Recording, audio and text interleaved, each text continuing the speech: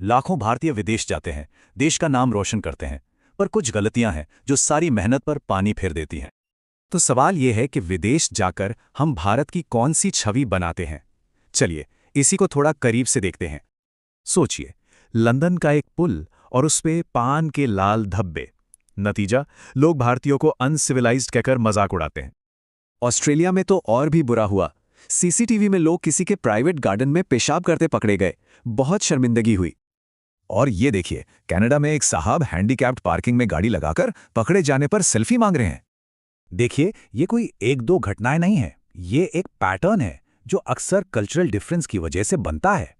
जैसे कनाडा में सड़कों पर तेज म्यूजिक या ढोल बजाना हमारे यहाँ आम है, पर वहाँ ये पब्लिक न्यूसेंस है। यही हाल ट्रैफिक नियमों का है। गलत साइड पर गाड़ी चलाना वहाँ खतरनाक और गैरकानूनी माना जाता है। कभी कभी तो हमारी धार्मिक और सांस्कृतिक आदतें भी गलत समझी जाती हैं जब उन्हें सही तरीके से नहीं निभाया जाता। जैसे यूके में एक त्योहार के बाद सड़क पर फैला कचरा, इससे हमारे पवित्र त्योहारों की इमेज खराब होती है। तो बात सीधी है, जो हमारे लिए जश्न है वो दूसरों के लिए सिरदर्द बन जाता है। यही है नजरिए का फर्क। तो अब सवाल ये उठता है कि इन हरकतों का असली नतीजा क्या होता है। नतीजा ये होता है, कनाडा की बस में एक भारतीय को समोसा समोसा कहकर छिड़ाया गया। ये नस्लवाद है। मतलब कुछ लोगों की हरकतों की वजह से पूरे भारतीय समुदाय को नस्लवादी तानों का सामना करना पड़ता है। और बात सिर्फ तानों तक नहीं रहती। कनाडा जैसे देश अब स्टूडेंट्स और वर्कर्स के लिए वीजा भी कम कर रहे हैं। और होता यह है कि ये गलत धारणाएं सच मान ली जाती हैं। सजा उन लोगों को भी मिलती है जो सारे नियम मानते हैं।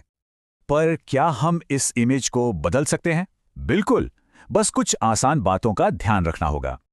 ये 4 कदम देखिए: कचरा डस्टबिन में डालना, कानून मानना और स्थानीय कल्चर की इज्जत करना। बहुत बेसिक है।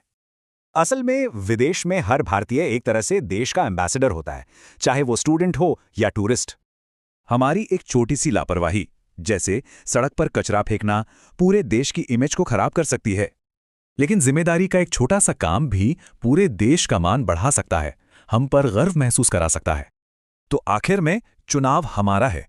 हम दुनिया को भारत की कौन सी कहानी दिखाना चाहते हैं?